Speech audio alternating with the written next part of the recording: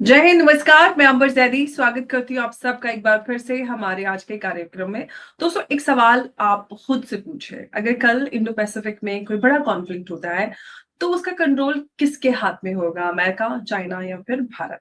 दोस्तों, दुनिया का लगभग 60% मैरिटाइम ट्रेड और ग्लोबल शिपिंग का बड़ा हिस्सा वो इंडो पैसिफिक से होकर गुजरता है और इस पूरे रीजन का सबसे बड़ा स्ट्रेटेजिक चोक पॉइंट है स्टेट ऑफ मलाक्का, जहां से हर साल हजारों कमर्शियल और जो एनर्जी वेसल यहां से होकर गुजरते हैं। और अब भारत ने इंडोनेशिया के साथ ना सिर्फ एक डिफेंस डील साइन की है, बल्कि ये कहना चाहिए कि इंडिया ने BrahMos missile, Astra missile, critical minerals partnership, सबांगपुर जैसे स्ट्रेटेजिक एग्रीमेंट के जरिए इंडो पैसिफिक में अपनी पोजीशन को एक नए लेवल पर पहुंचा दिया है।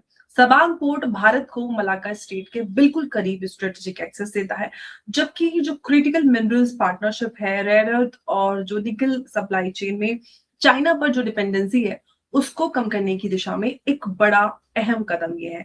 तो अब असली सवाल यहाँ से शुरू होते हैं कि भारत जिस तरह से इंडो पैसिफिक में एक पुश देता हुआ नजर आ रहा है, वो भारत की इंडो पैसिफिक पोजीशन को कितना ज्यादा मजबूत करता है। इस पूरी चर्चा को हम आज शुरू करते हैं और इस चर्चा में एक बार फिर से हमारे साथ मौजूद है उमेश अग्रवाल जी। उमेश जी, बहुत स्वागत है आपका। जय हिंद, नमस्कार। जय सिया राम अंबर जी। जय सिया राम उमेश जी। उमेश जी, भारत जो है वो इंडो पैसिफिक में जिस तरह से पुश करता नजर आ रहा है और भारत और इंडोनेशिया के बीच में जिस तरह से हमें डेवलपमेंट सामने आ रहे हैं, कितना अहम है और जो भारत की इंडो पैसिफिक में पोजीशनिंग है उसको कितनी मजबूती देगा? देखिए अंबर जी, इंडिया और इंडोनेशिया के बीच में बहुत पुराने संबंध है। बोथ इंडिया और इंडोनेशिया नॉन अलाइन मूवमेंट के एक बहुत इंपॉर्टेंट मेंबर्स थे ड्यूरिंग द कोल्ड वॉर। और अब ये देखिए, जो इंडोनेशिया के अभी जो प्रेजेंट प्रेसिडेंट है, ये प्राबो सुबियांतो, वो 2025 में रिपब्लिक डे के अंदर चीफ गेस्ट बन के आए थे भारत के अंदर। और तब से कयास लगाया जा रहा था कि भारत और इंडोनेशिया के बीच में एक डिफेंस पार्टनरशिप होने वाला है। और जैसे ही प्रधानमंत्री मोदी अपनी 3 देशों की यात्रा चालू करते हैं, जिसमें इंडोनेशिया पहले लेग में, सेकेंड लेग में ऑस्ट्रेलिया है, थर्ड लेग में न्यूजीलैंड है, उस समय चाइना ने सलामी दी प्राइम मिनिस्टर मोदी को। 12,000 किलोमीटर की जो मिसाइल है उन्होंने फायर की सबमरीन से। सोचिए, चाइना ने भारत के प्रधानमंत्री को सलामी दी है। ये एक तरह से बहुत बड़ी बात है, क्योंकि चाइना थ्रेटन हो गया भारत के राइट से। और जो प्रधानमंत्री कर रहे हैं वो चाइना को घेर रहे हैं। चाइना डर चुका है। और इंडिया और इंडोनेशिया के बीच में जो पार्टनरशिप अभी हो रही है, सबसे बड़ी बात है सबांग पोर्ट जो है वो भारत को मिल रहा है। ग्रीन निकोबार टर्मिनल में हम अराउंड 81,000 करोड़ हम इन्वेस्ट कर रहे हैं। वहां पर एक नया ट्रांसशिपमेंट पोर्ट आने वाला है, नया रनवे आने वाला है, पूरा मिलिट्री आर्किटेक्चर आने वाला है, मैरीटाइम सर्वेलेंस। और एक तरह से पूरा भारत अब जो है स्ट्रेट ऑफ मलाका को कंट्रोल कर पाएगा। वो तो एक गेटवे है, मतलब एक तरह से पाथवे है। सबांग पोर्ट आने के बाद हम गेटवे को भी कंट्रोल करेंगे। चाइना जो है भारत को एक तरह से घेर रहा है बांग्लादेश के अंदर।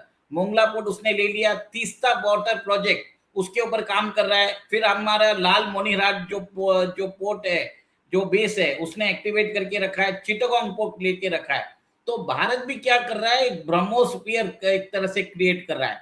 जितने भी चाइना के नेशंस है, जो चाइना के साथ जिनका बाउंड्री प्रॉब्लम्स है, सबको ब्रह्मोस दे रहा है। फिलीपाइंस को ऑलरेडी चालू कर दिया है। देखिए, हमने 3 बैटरीज ऑलरेडी दे दी है। अभी इंडोनेशिया हमसे लेने को तैयार हो गया है, वियतनाम हमसे लेने को तैयार हो गया है।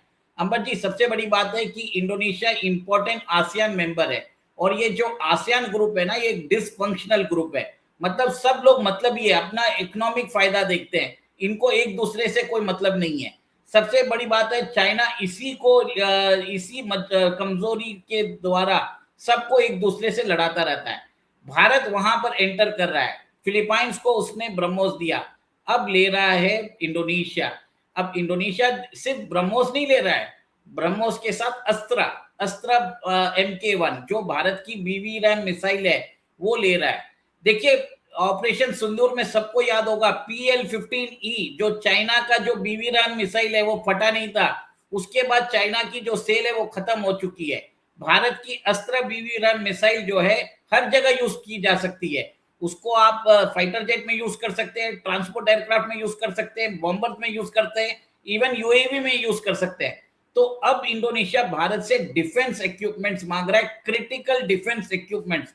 और भारत की जो अस्त्र MK1 BB-RAM मिसाइल है वो कंपेरेबल है अमेरिका की एमराम से, फिर यूरोप की मीटियोर मिसाइल, फ्रांस की माइका मिसाइल, और आप चाइना की तो PL-15E से तो बहुत ही बढ़िया है, और रशिया की जो R-77 है वैसा है। ये हवा में ही एक तरह से, मतलब आप सोचिए हमें अभी चाइना में जाके अटैक करने की जरूरत नहीं है, हम अपने देश में रहकर ही ये मिसाइल छोड़ दें तो ये चाइनीज टेरिटरी में जाके पिन पॉइंट अटैक करने वाला है। ये काम कर दिया है। सबसे बड़ी बात है अंबर जी, आप ये दिखाइए कि भारत के जो इलेक्शन कमीशन ऑफ इंडिया और इंडोनेशिया का जो इलेक्शन कमीशन है उसके बीच में करार हुआ है। देखिए वेस्टर्न नेशंस हमेशा भारत को बोलते हैं कि डेमोक्रेसी खतरे में है। भारत के EVM के ऊपर कितने लोगों ने सवाल उठाए हैं। आज वो ही इंडोनेशिया भारत के अंदर आप देखिए भारत के इलेक्शन कमीशन ऑफ इंडिया के साथ एक करार कर रहा है कि वो बोलता है कि फ्री एंड फेयर इलेक्शन के लिए हमें इंडियन मॉडल की जरूरत है। ये सबसे बड़ी बात है अंबर जी। और सेकेंड आप ये सब, और एक चीज है UPI, भारत का UPI और इंडोनेशिया के अंदर जो उनका पेमेंट सिस्टम है दोनों का इंटीग्रेशन होने वाला है। Digital public infrastructure of both the countries will be shared. Bharat के जितने भी लोग हैं अभी जैसे बाली जाते हैं हनीमून के लिए, बहुत लोग जाते भी हैं इंडिया से, अब उनको डॉलर ले जाने की जरूरत नहीं है, वो रुपया लेके जा सकते हैं और वहां पर जाके डायरेक्टली वो पेमेंट इंडोनेशियन रुपी में कर सकते हैं। ये सिस्टम ऑलरेडी लाइव हो जाएगा। ये बहुत बड़ा डेवलपमेंट है। एक चीज बताता हूँ, सबसे बड़ी बात है क्रिटिकल मिनरल्स। देखिए जो क्रिटिकल मिनरल्स जो है उसके लिए भारत ने ऑलरेडी बोल दिया है कि जैसे इंडोनेशिया के पास निकल है तो भारत ने बोल दिया कि आप अपना जो निकल है हमको भेज दीजिए, हम प्रोसेस करके आपको वापस भी दे देंगे, फिर हमको एक्सपोर्ट करना है तो वो भी कर लेंगे। तो ये चीज हो चुका है। भारत की steel authority of India limited और इंडोनेशिया की जो कंपनी है उनके बीच में करार हो चुका है। अंबर जी 100 टन ऑफ व्हीट सीड भेजने वाला है भारत। भारत अपना जो एक्सपर्टाइज है वो देखने वाला है। और एक चीज है, जब इंडोनेशिया के अंदर प्रधानमंत्री का प्लेन उड़ रहा था उनको एस्कॉर्ट किसने किया? सुखोई प्लेन ने एस्कॉर्ट किया, और इंडोनेशिया के पास जो F-16 है दोनों ने किया था। ये देखिए दोनों, एक अमेरिकन प्लेन है एक रशियन प्लेन है, इन्होंने किया। चाइना ने 12,000 किलोमीटर की मिसाइल की सलामी दी थी। वहां पर जो प्रधानमंत्री मोदी जी का इस्तकबाल हुआ था वो देखने लायक था, रॉयल वेलकम। उनको इंडोनेशिया ने अपना हाईएस्ट सिविलियन ऑनर जो है वो उनको दिया है। 35वां मतलब अवार्ड उनको मिल चुका है मोदी जी को। ये एक तरह से बताता है कि भारत की साख, भारत का जो रुतबा है वो देखने को मिला है Ambar ji. This is a very extremely important development. और आज आप ये देखिए इंडिया और इंडोनेशिया ने एक तरह से कल्चरल टाइज की बात कर रहे हैं। भारत वहां पर एक हिंदू टेम्पल को जो है उसको भी रिनोवेट कर रहा है। बहुत लोगों को याद नहीं है 1998 to 2004 के बीच में एक इंडोनेशिया के अंदर वर्ल्ड की सबसे बड़ी मुस्लिम पॉपुलेशन है, पर वहां पर 20,000 के नोट के ऊपर गणेश जी की प्रतिमा थी। मतलब आप सोच लीजिए, ये ऑलरेडी भारत जैसे हिंदू देश में नहीं होता, पर जो वर्ल्ड का सबसे बड़ा मुस्लिम देश है वहां पर गणेश जी की प्रतिमा है। और वहां के जो सेंट्रल बैंक का नाम भी वो कुबेर बैंक बोलते हैं। तो ये आप देखिए कि भले ही वो आज इस्लाम फॉलो करते हैं पर उन्होंने अपनी सिविलाइजेशनल हेरिटेज है वो जो है इंडोनेशिया ने नहीं छोड़ा है। This shows volumes of how Indonesia is a progressive country. और आज ये देखिए कि भारत जो है ब्रह्मोस मिसाइल दूसरी मुस्लिम कंट्री को दे रहा है। पहला जो है ऑलरेडी यूएई को दे रहा है, सेकंड अब इंडोनेशिया को दे रहा है। इससे आप समझ लीजिए भारत का जो आउटरीच है वो बढ़ता जा रहा है। सेकंड आप ये भी देखिए अंबर जी, जिस हिसाब से जो डील्स हुए हैं तो इसमें मैरीटाइम सिक्योरिटी की बात हो रही है। भारत ने जो अपनी महासागर पॉलिसी है security and growth for all in the region उसको एडवांस कर रहे हैं। एक तरह से आप देखिए भारत ब्लू वाटर इकोनॉमी बना रहा है। भारत चाइना का BRI को काउंटर करने के लिए अपना हमने महासागर इनिशिएटिव लगाया है और इसी से चाइना जो है एक तरह से डर चुका है। चाइना और वॉशिंगटन दोनों ही इसको देखने वाले हैं क्योंकि स्ट्रेट जी ऑफ मलाक्का के ऊपर आज भारत का कब्जा हो चुका है और इससे जो है चाइना को बहुत फर्क पड़ेगा। उनके देखिए मैक्सिमम जो एक्सपोर्ट्स और इंपोर्ट्स होते हैं वो स्ट्रेट ऑफ मलाक्का से ही होते हैं। चाइना इसके लिए चाइना पाकिस्तान इकोनॉमिक कॉरिडोर भी बना रहा था और China Bangladesh Myanmar economic corridor इसकी के लिए बना रहा है ताकि वो मलाक्का डायलेमा जो है उसको एक तरह से बाईपास कर सके। Amba ji, this is a very important development. आप ये भी देखिए कि भारत ने अपना स्किल्स जो देखिए हेल्थ फोर्स में हेल्थ जो इंडोनेशिया के अंदर जो हेल्थ वर्कफोर्स है उनको भी वो एक तरह से ट्रेन करने वाला है। सबसे बड़ी बात आप ये देखिए कि disaster management and early warning corporation के ऊपर बात हो रही है। इंडोनेशिया का एक लियाजन ऑफिसर जो है वो भारत के अंदर तैनात रहेगा और एक तरह से आप ये देखिए कि इससे आप दोनों कंट्रीज के बीच में जो विश्वास है वो आप देखते जा रहे हैं। भारत का जो अमेज़न है, देसी अमेज़न जो हमने प्रोग्राम भी किया था ONDC, उसका भी एक तरह से इंडोनेशिया का जो पेमेंट इंटीग्रेशन है उसके साथ उसका करार हो चुका है। IIM बेंगलोर का कैंपस वो इंडोनेशिया में खुलने वाला है। अंबर जी, इतनी सारी चीजें हो रही है कि इवन स्पेस कोऑपरेशन की बात हो रही है, joint research, technological sharing, capacity building, ये सब चीजें हो रही है।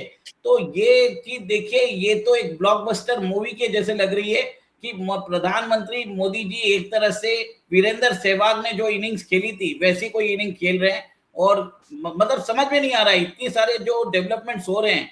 एक तरह से सच में लग रहा है कि भारत की एक तरह से प्रतिष्ठा बढ़ी है और मोदी जी का जिस हिसाब से रॉयल वेलकम हुआ है, I am really appreciating this. This is a really a game changer moment. ये जी जिनपिंग और ट्रम्प के लिए दोनों के ऊपर तमाचा है। क्यों भारत जो है एक मल्टीपोलर वर्ल्ड ऑर्डर की तरफ बढ़ रहा है जिसमें भारत जो है इंडियन ओशन और पैसिफिक ओशन दोनों को एक तरफ एक ही साथ साध रहा है। आप सोचिए, अमेरिका ने इंडो पैसिफिक कमांड से इसको अमेरिकन कमांड बना दिया था। अब इंडिया जो वैक्यूम क्रिएट हो रहा है उस सबको फिल कर रहा है। सेशेल्स जाके आए, फिर बाद में जापान की प्रधानमंत्री भारत आई, फिर भारत जो है अभी जा रहा है इंडोनेशिया, उसके बाद यूरेनियम के लिए हम जा रहे हैं ऑस्ट्रेलिया के अंदर भी आप देखिए कि वहां की जो यूरेनियम सप्लाईज है उसके ऊपर भी हमारा एक तरह से करार होने वाला है।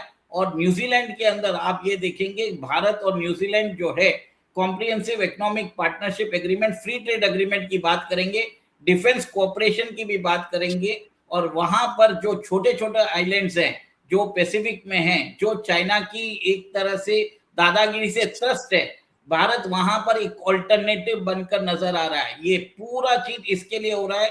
ग्रीन निकोबार टर्मिनल ये एक भारत को एक बहुत बड़ा स्टैंडिंग देगा।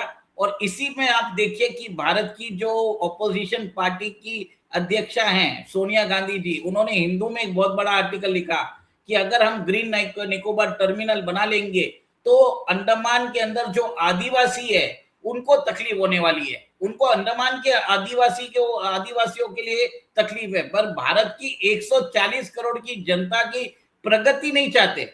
ये हमारे देश की विडंबना है। तो ये चीज मैं इसके लिए समझा रहा हूं, लोगों को समझने वाली बात है कि एक तरह से ये तमाचा है हमारे ऑपोजिशन पार्टी की, डोमेस्टिक जो हाफ फ्रंट वालों की और चाइना और यूएस के लिए, सबके लिए एक तरह से बहुत बड़ा तमाचा है। और इससे आप देखेंगे भारत के डिफेंस एक्सपोर्ट्स बढ़ने वाला है, मिलिट्री इंडस्ट्रियल कॉम्प्लेक्स भारत में बनने वाला है। देखिए जो उमेश जी, आपने डिफेंस एक्सपोर्ट की बात की, तो ब्रह्मोस और एस्ट्रा मिसाइल की जो बात हो रही है वो इंडोनेशिया को मिलने के बाद जो रीजनल मिलिट्री बैलेंस है वो कितना बदलेगा?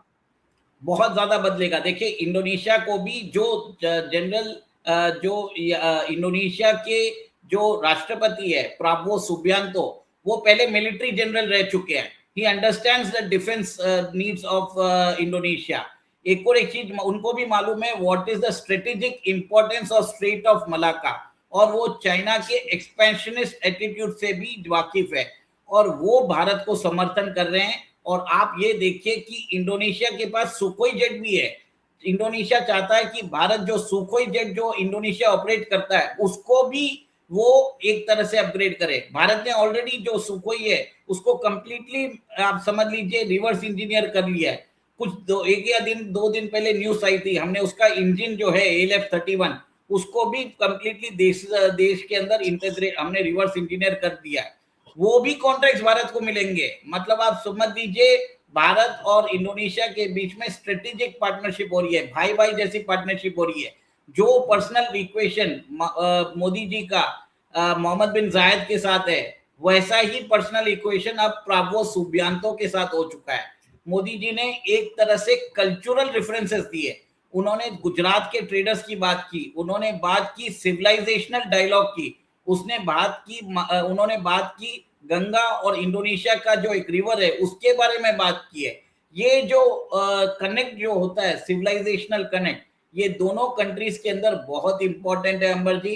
This is the way I am saying you, ये एक तरह से पाथ ब्रेकिंग एक पार्टनरशिप है जिस will define India and Indonesia relationship in decades to come. मतलब ये आप समझ लीजिए एक तरह से चाइना के खिलाफ हम एक बहुत बड़ा फ्रंट हमने खोल दिया है स्ट्रेट ऑफ मलाका में। अगर चाइना बांग्लादेश को सपोर्ट करेगा तो हम भी जो है साउथ ईस्ट एशिया के अंदर और जो साउथ चाइना सी के अंदर नेशंस है उन सबको मिलिट्री आर्मामेंट देंगे। मेरा तो ये मानना है कि भारत सरकार को डायरेक्टली ताइवान के साथ भी एक तरह से मिलिट्री समझौता कर देना चाहिए। हमें ब्रह्मोस मिसाइल जो है ताइवान को देना चाहिए, तब जाके इन चाइनीज को एक तरह से अक्ल आएगी। अभी तक वो थॉट प्रोसेस हमारे मिलिट्री एस्टेब्लिशमेंट में नहीं है। पर चाइना को अगर आपको डील करना है, you can not deal China with soft words, you have to take a hard stand, और तभी जाके आप चाइना से नेगोशिएट कर सकते हो। बिल्कुल, लेकिन हम सबांग पोर्ट की अगर हम बात करते हैं, काफी अहम है सबांग पोर्ट की अगर हम बात करते हैं तो उसका स्ट्रेटेजिक इम्पोर्टेंस गवादर और जो मलाक्का के कॉन्टेक्स्ट में हम क्या देखते हैं? देखिए चाइना का सबसे बड़ा खतरा क्या है, मलाक्का डायलेमा। मतलब वो एक तरह से उन्होंने स्ट्रेट ऑफ मलाक्का के ऊपर अपना कब्जा करने के लिए बहुत कोशिश भी की थी। वहां पर वो ट्राई कर रहे हैं कि इंडोनेशिया है और बाकी जो कंट्रीज है उधर जो रीजन में है वहां पर चाइनीज समर्थित सरकार आए। ये सब चीज चाइना उनके इंटरनल पॉलिटिक्स में भी इंटरफियर करता है। पर अब क्या हुआ है, सारे नेशंस जो है चाइना से त्रस्त है क्योंकि चाइना ने अनरीजनेबल टेरिटोरियल क्लेम्स करना चालू कर दिया है। उसने जो है वहां पर साउथ चाइना सी के अंदर आर्टिफिशियल आइलैंड्स बनाए। उसके बाद उसने बहुत सारी एरियाज जो साउथ चाइना सी में है, जो कंटेस्टेड एरियाज है, उसके ऊपर अपना आधिपत्य भी एक तरह कब्जा कर लिया है। मतलब किसी को एक्सेस करने नहीं देता है। वो दूसरों की एरिया में जाके वहां पर फिशिंग करता है, डीप सी एक्सट्रैक्शन करता है, वहां पर जितने भी फिशरमैन है उनको टारगेट करता है। तो ये सब चीज से अब सब लोगों को समझ में आ गया कि भारत के जो हथियार है वो एक तरह से टेस्टेड है, ड्यूरेबल है और एक तरह से सस्ते भी है। तो ये भी एक तरह से भारत कोऑपरेशन बेच रहा है। भारत बेच रहा है mutual growth of both the nations. हमारा महासागर इनिशिएटिव क्या है? Mutual and holistic advancement and security and growth for all in the region, जो चाइना के बेल्ट एंड रोड इनिशिएटिव को काउंटर करता है। और इंडिया और इंडोनेशिया बहुत इंपॉर्टेंट पार्टनर्स है और ये एक तरह से हमें समझ में आ रहा है कि इससे दोनों नेशंस के लिए फायदा होने वाला है। ये स्ट्रेटेजिक पार्टनर, देखिए क्रिटिकल मिनरल्स में हम क्या बना रहे हैं, मैग्नेट्स बनाने वाले हैं, जिसको चाइना ने हमारे ऊपर बैन करके रखा है और एक्सपोर्ट के लिए कंडीशंस डाल के रखी है। निकल के लिए किसको फायदा होगा? वो हमें फायदा होने वाला है। निकल हमारे ईवी सेक्टर में भी बहुत इंपॉर्टेंट है Ambar ji. This is a thing. Apart from that बहुत सारे एग्रीमेंट्स हुए हैं। मतलब एक तरह से प्लेथोरा ऑफ एग्रीमेंट्स है। अगर हम हर एग्रीमेंट के बारे में बात करने जाऊं तो 1 घंटा भी कम पड़ेगा। ये तो मैंने बहुत ही संक्षिप्त और कंसाइज में आपको बताया है कि क्या हिस्टोरिकल रिलेवेंस है भारत और इंडोनेशिया के बीच में। आज के दिन जो ये एग्रीमेंट हुआ है ये चाइना को कैसे परेशान करने वाला है और एक चीज है, भारत के डिफेंस एक्सपोर्ट्स जो हैं वो बढ़ने वाले हैं। जहां पर भी मोदी जी जा रहे हैं सबके साथ डिफेंस की बात कर रहे हैं। वो अभी अभी कुछ दिन पहले सेचल्स गए थे, वहां पर बात किया, उससे पहले जहां पर भी जा रहे हैं वहां पर डिफेंस की बात कर रहे हैं। और ये भी आप देख लीजिए, ये जो दोस्ती है प्राबो सुबियांतो और मोदी जी की, ये एक तरह से भारत की और भारत को अनदर वॉइस मिल चुका है ओआईसी के अंदर भी। आप सोचिए, अब पाकिस्तान जो है भारत के खिलाफ नैरेटिव नहीं कर पाएगा। पहले हमको कतर और ओमान ही हमको सपोर्ट करते थे ओपनली, अब इंडोनेशिया भी करेगा।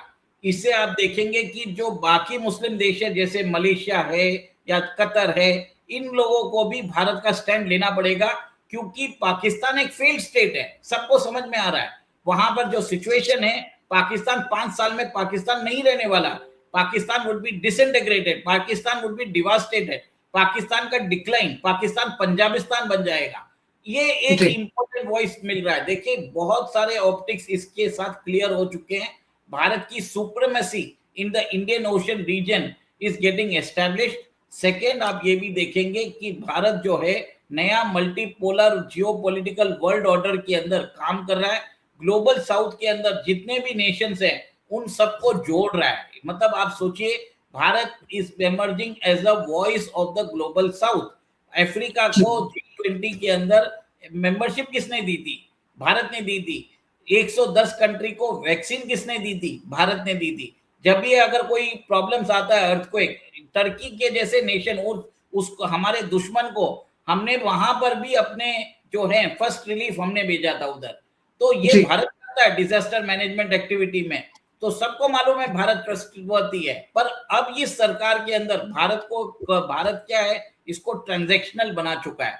अगर हम आपकी हेल्प कर रहे हैं तो सिर्फ आप हमसे हेल्प नहीं सोच सकते, आप हमको वापस क्या दोगे। ये एक चीज जो है वो इंपॉर्टेंट शिफ्ट आया है ये बीजेपी की सरकार में। कांग्रेस या बाकी सरकारों में हमेशा हम क्या करते थे, भारत का नुकसान करके हम बाकी लोगों का फायदा कराते थे। जैसे आपने देख लिया इंडस वाटर ट्रीटी में कैसे हम पाकिस्तान को पानी दे रहे थे, वो हमें टेररिज्म भेज रहा था। बिल्कुल बिल्कुल, मोदी गवर्नमेंट एंड अदर्स। बिल्कुल बिल्कुल। तो दोस्तों, जो इतिहास है वो हमेशा सिर्फ रणभूमि पर नहीं लिखा जाता है। वो कभी पोर्ट से, कभी ट्रेड राउट से, तो कभी क्रिटिकल मिनरल से और कभी मिसाइल से। इंडोनेशिया के साथ भारत के नए स्ट्रेटेजिक एग्रीमेंट्स जो हैं वो सिर्फ डिफेंस एक्सपोर्ट्स की कहानी नहीं है। ये भारत के maritime vision, supply chain security plus defence manufacturing और इंडो पैसिफिक लीडरशिप के साथ एक बड़े रोड मैप की तरफ ये इशारा करता हुआ नजर आता है। आज सवाल सिर्फ इतना नहीं है कि इंडिया ने ब्रह्मोस एक्सपोर्ट किया। असली सवाल ये है कि क्या इंडो पैसिफिक का रूल मेकर बनने की तरफ बढ़ता हुआ नजर आ रहा है भारत, या फिर अभी भी हम ये कहें कि सिर्फ रूल फॉलो कर रहा है। अगर मलाका से लेकर सबांग तक भारत की स्ट्रेटेजिक फुटप्रिंट जो है वो लगातार बढ़ता रहता है, तो आने वाले 10 सालों में एशिया का जो पावर बैलेंस है वो सिर्फ भारत की तरफ झुकता हुआ नजर आएगा, यानी कि एक तरफा झुकाव यहाँ पर हम पूरी तरह से देख पाएंगे। आपको क्या लगता है? आप कमेंट बॉक्स में अपनी राय बता सकते हैं। और मैं हूँ आपके साथ अंबर जैदी, और मिलते हैं अगले शो में। जय हिंद, बहुत बहुत धन्यवाद। जी सिर्फ एक लास्ट कमेंट बोलना चाहता हूँ, शहंशाह आजम of Indian ocean region Bharat वो बन चुका है। जय सिया राम। जय सिया राम।